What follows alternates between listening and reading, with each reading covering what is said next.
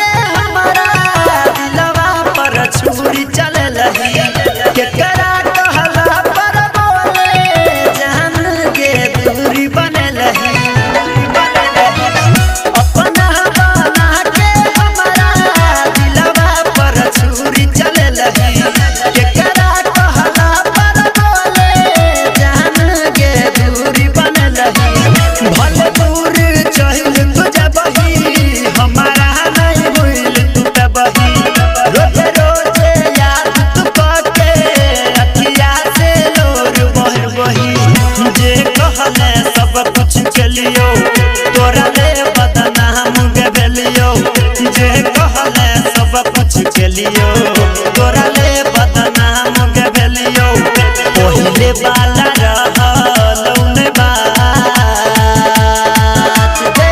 छूट जइतो हमर तोहर साथ गे सोना छूट जइतो हमर तोहर साथ।